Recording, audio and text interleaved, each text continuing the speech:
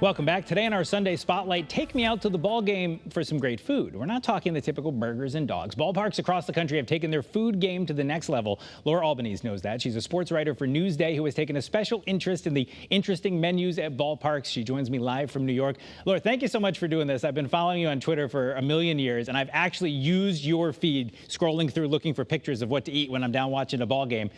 How did you get to be the ballpark food lady? It is completely by accident. My dad was a chef, so growing up, I grew up in restaurants, and now I'm a sports reporter. So it started where I would go. I would go to these games. I would find some food. I would post it on Twitter. I would rate it, and it kind of just snowballed from there. And so now I do like video segments where I stuff my face and try and fail to look elegant on camera. So it's a journey. Well, and I should say, I have a subscription to Newsday for your reporting, Tim Healy's reporting, the great reporting on my Mets. You're not just a food lady, but you've kind of gotten that reputation. And I know, your parents were immigrants, right? And you talk in great detail. So what makes for a good ballpark food? Because it's certainly not burgers and dogs. See, I don't mind the burger and the dog, but I think one of the things that people get kind of wrapped up in is kind of the gimmicky food. And frankly, a lot of this stuff, it's kind of hard to eat. It's a little bit, it's messy. It doesn't always taste all that great because it's all about what goes on Instagram. That is not necessarily for me. I think good ballpark food takes what you would eat at home, maybe these comforts around the area. I like, for instance, the fact that the Yankees are very Queens-based in terms of some of the cuisine that they have. The Yankees have a lot of Bronx restaurants in terms of what they're bringing in this year. And so it takes stuff from the community and it kind of elevates it a little bit. It's fun. It is easy to enjoy. It's easy to share. And I think that's really the biggest thing. You want the flavors to be there. And it's also got to be able to survive, one, a heat lamp, and two, being super sad in the seventh inning when your team is down about 10 runs. But you're stuffing your face, so that's okay. Yeah. Let's start with the Jamaican beef patty. This is Yankee Stadium. If you haven't had a Jamaican beef patty anywhere, go get one. What was it about this one that made it so special? Well, I think when I went into it, I was like, okay, could this really be good? Because while I love a Jamaican beef patty, it feels like if you're going to put all this stuff in there, maybe it's not going to have the flavor. But despite all that, there's a slaw in there and there's a jerk barbecue sauce. The seasoning on the beef patty combined with the flaky crust makes it a perfect handheld sort of snack. I went to the stadium yesterday and it was only $9.99, which, when you're talking about ballpark concessions, that's pretty much a steal. And again, it's one of those things where it is a little bit of a twist on something that you're really, really used to. It wasn't something that I expected, and the flavors were absolutely divine. Let's take a look. Everybody likes to go get the ice cream in the cap, or at least the kids do. I've got more upside-down baseball helmet at home than you can imagine. This is not the ice cream, though, in the cap. This is the tiramisu. How was that? Right. So as you mentioned, my family are immigrants. They're Italian immigrants. So I've had so much tiramisu in my life. And I have to say, Christian Petroni did a really good job with this one. It tastes authentic, but again, the fun factor, the idea that you're having it out of a little baseball cap.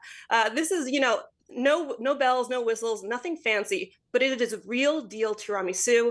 The flavors are great. It's that perfect sort of mid-August treat when you're not really feeling ice cream, but you want something a little bit special.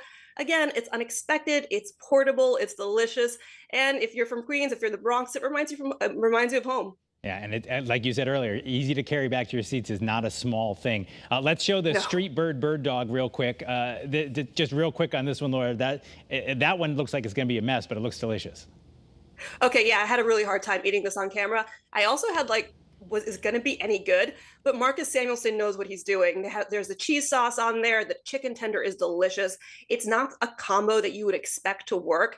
But this is one of those things where I'm like, all right, let me make an exception. It is going to be a special night at the ballpark. So let me go all out and get this foot-long hot dog. I really enjoyed the flavors on this one. It was well balanced. Now, in past years, you said Citi Field, home of the New York Mets, won. This year, you said Yankee Stadium seemed better. But let's take a look at one of the things I saw. Do people walk around with the Pat LaFrieda, the Pat LaFrieda tomahawk steak? Like, you just gnaw off of it like you're Fred Flintstone?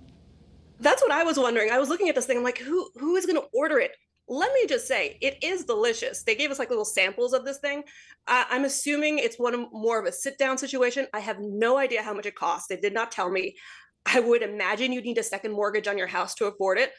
However, that being said, if you want to ball out on not a budget, it's really really good. It's delicious. I would love to see someone walking around the ballpark. Just I need to know that person's story. Why are you doing this? And I just want to show you, we only have 2 minutes left in the whole show, but I just want to show you real quick. This is the NARS Halal Bowl, chicken and lamb. That also looks like a good way to get back to your seat. Real quick, Laura, that was delicious too? I loved it. That was one of my favorite things at Citi Field. Again, it's unexpected, but it's the type of thing where you go to the cart maybe down the block from your house and you have that and you're like, oh man, I would really want a halal option, or I really want that feeling of halal street food. This is just great. Especially it's not too greasy, it's not too heavy. You can't always be having fried everything, and I think this is a really, really great alternative. We want to show you a couple of things that our Hartford Yard Goats, our local minor league affiliate, had. They have, a hot dog and a hamburger with bacon jam. They have a donut meatloaf sandwich. One thing at Citi Field that I enjoyed a few years ago was I forget who it was. Was it some Jacob's Pickles? They had the glazed donut with the chicken and the hot honey. That was a good sandwich at Citi Field. I enjoyed that one a lot. See, I pay attention. And then here we're looking at mini empanadas. Just a minute left, just a couple seconds really. What's your advice for people? Try everything? I would say try everything at least once, and if you don't like it, don't spend your hard-earned money on it. I mean, I know it looks good on camera and it looks good for Instagram, but eat what you like and have a great time at the ballpark. Give us your Instagram handle just real quick if people want to check these out. It is Laura Wright Stuff, and you can also find me on X at Albanese Laura. All right, Laura Albanese, I've been wanting to get you on the show for a long time. I so appreciate you coming on. Hopefully we'll have you back. Thank you so much for being a guest here on CT25. Thanks for having me, guys. And that is CT25 for this week. CBS Sunday Morning is coming up next. Have a great rest of your weekend. Maybe head to a ballpark. Don't get a hot dog or a hamburger. Get some halal food or a meatloaf sandwich and a donut. We'll meet you back here in Studio A next Sunday morning.